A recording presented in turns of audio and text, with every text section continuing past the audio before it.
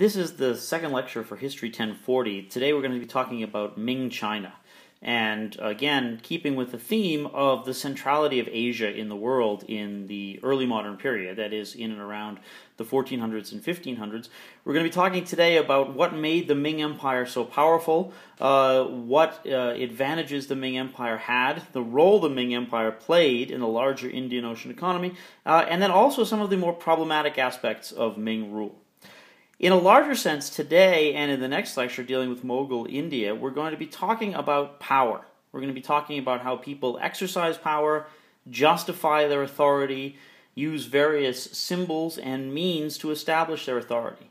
We're going to be talking a lot about dynastic empires, that is, family empires, in which people are dependent on what you might call personal rule, or you might say sort of even the ruler's personality, in order to justify and to maintain control. We'll talk about the fact that it is oftentimes warriors, generals, military leaders who found and lead empires based on their records of military accomplishment and military qualifications. But we'll also talk about the fact that this sort of personal style of rule has some drawbacks, especially in the ways in which rulers attempt to pass on their particular sort of empire to their successors, be they sons, grandsons, or whatever. Oftentimes empires, as we'll discover, are strongest when they are founded, and that in some senses the history of every empire is the history of its long decline from its foundation. So we'll be starting with Ming China today and thinking about the foundation of the dynasty and the early first couple of rulers in the Ming dynasty. And then we'll be talking in the next lecture about Akbar and the Mughal Empire in India. I'm attempting to film this without using PowerPoint projection. I'm using simply a PowerPoint presentation that's based off of my laptop. I hope you'll be able to follow this. I also will email with this lecture film. I will also email you a copy of the PowerPoint so that you can look at that as well. Let's talk first about the Ming Empire. In the Middle Ages, China, from the 1100s on, had in fact been governed by the Mongol Empire to its north. The Mongols established a capital in what's now modern Beijing in northern China, and tended to rule very, not just you might say sort of violently, but very corruptly.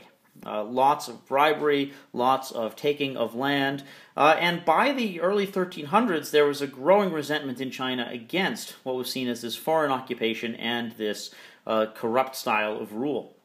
In the 1350s and early 1360s, a rebellion starts in southern China. A rebellion which begins among peasants, but also among the sons of some lower-ranking Chinese nobles who felt that they had been displaced by the Mongols. And a man who comes from a fairly ordinary agricultural family becomes one of the leaders. He's actually had been initially slated to study to become a Buddhist monk. But instead, he becomes the leader of a group that's known at times as the Red Turbans, and ultimately, by the middle of the 1360s, is able to organize an army that pushes the Mongols out of Beijing and out of China itself. This man is the first the first Ming emperor, and his name is Hongwu. You'll see the name on the PowerPoint, but Hongwu. Hongwu is the first Ming emperor. The name Hongwu, which he takes when he becomes emperor, means military victory. So right there you can start to see how justification of authority and the presentation of a ruler matters from the very start. That is, he takes a name which is designed to remind people of his military prowess. He's going to call his dynasty the Ming dynasty, Ming meaning brilliant. And the Ming dynasty was still to this day remembered among historians and art historians and others for especially their artistic works as well as their architecture. And this idea of brilliance, Ming pottery, for example, is considered to be among the best examples of Chinese porcelain work in the Middle Ages and afterwards. Hongwu establishes himself as ruler through his military experience and through the successful expulsion of the Mongols out of China. Right away, that gives him some legitimacy. But Hongwu is not content to simply rest on that legitimacy. He has a lot of it. He has a lot of personal, I don't know if you want to call it charisma, but he has a lot of personal authority. He was renowned for having a very violent temper, for having his advisors and consultants and generals punished very harshly if he felt that they had transgressed against him. But he had such legitimacy because of his own personal military record and because he was, after all, the man who had driven the Mongols back out of China. Hongwu had this aura of power and this aura of authority around him that allowed him to exercise or to exercise his power, with such violence. Hongwu took a couple of steps to change the position of emperor in China. Especially for Hongwu, his first concern was to personalize rule. That is, traditionally the idea had been that in China, emperors came and went, but the state survived. The bureaucrats, the administrators, and advisors, they sort of worked for the state, a sort of amorphous sort of idea, and they did not necessarily work for a particular emperor. Hongwu changed that. He made everyone who worked for the Chinese, for his empire, every imperial bureaucrat and civil servant and tax collector and soldier, they all had to swear an oath of personal loyalty to him. What he was trying to do is to say that power resides not simply in the emperor, but power resides in me, this person who holds the imperial throne, and by extension to my family. It was a way of establishing a precedent for the continued rule by his family, by arguing that this family, this particular lineage, had a significant dynastic claim, and that those who worked for the state were in fact not simply loyal to the idea of a state or the idea of a Chinese kingdom, but were in fact loyal to the person of the emperor, and not just any person who held the imperial throne, but to Hongwu and his descendants.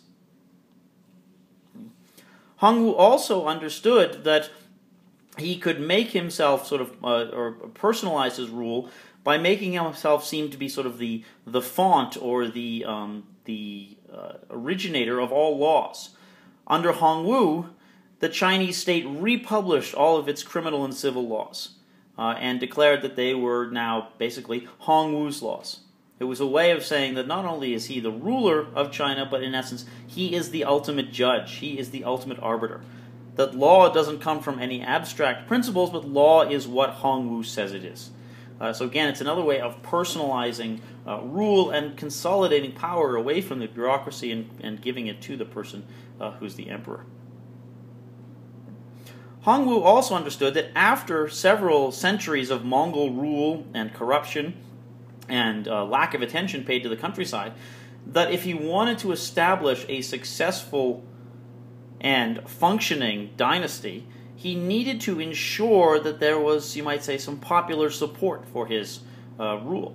That it wasn't simply about overawing people or impressing people through the use of violence, but it was also about establishing a connection with people.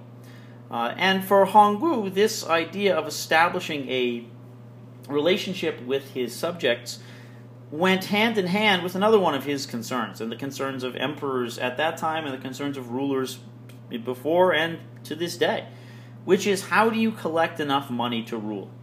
How do you manage your revenue? And for Hongwu, the question of collecting revenue and collecting taxes was tied up with the question of getting people to buy into his authority. And so what he did was, in the first place, he replaced a lot of the tax collectors who had been there under the Mongols and who were seen as corrupt. He made them again swear this oath of personal loyalty to him. He also dispatched his sons to rule in various provinces, to give a sense of sort of connection between the emperor and his people. And finally, he spent a great deal of the tax money that was collected back in the provinces, especially in agricultural innovation, in expanding irrigation, in clearing land, in opening up greater land to cultivation. What Hong Wu was trying to do was, in the first place, to demonstrate to people that this was an emperor who did, in fact, care for them, an emperor who sought to see that they were well fed and well provided for. It also worked well for Hong Wu because it brought a degree of approval of his regime. It also, by expanding food production, expanded the Chinese economy. It allowed for China to now export food and for the Chinese state to earn more money that way. So for Hong Wu, these two ideas go together, getting sort of personal attachments to the empire, not simply by impressing people or by, in essence, forcing people to pay loyalty to you or to be loyal to you, but also through an act of reciprocity, that is, establishing a relationship with people, ensuring that tax collection would be regular and fair, and also ensuring that a lot of the money collected in this tax collection would go back into the provinces and help with agricultural innovation. So for Hong Wu, it's about establishing himself, the person, as emperor. It's about using his military authority, certainly, to establish himself. It's also very much about finding a way to connect with people so that they don't simply obey you because of fear or trepidation or violence, but because they see you as having an interest in them. That is, again, in establishing this sort of, or having this sort of reciprocal arrangement. Again, Hong Wu, in some senses, has it easy. Hong Wu is a military hero. Hong Wu is the man who drove the Mongols out. Hong Wu is a person who has demonstrated fierceness and bravery in battle. He's demonstrated that he has, in some senses, quite a vindictive and cruel and violent streak as well. He's very, you might say, successful in getting people to buy into his regime.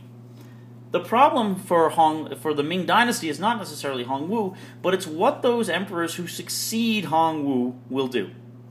How will they establish and maintain their authority? And as we'll see, the next emperor, a man named Yongle, whose name you'll see on the next slide, but it's Y-O-N-G-L-E, Yongle. Yongle faces this question of legitimacy and authority and comes up with different solutions than Hong Wu does. I'm going to end the first portion of this video here, and then we'll start a new portion, and you'll get a couple more files that will complete this talk today. Thanks.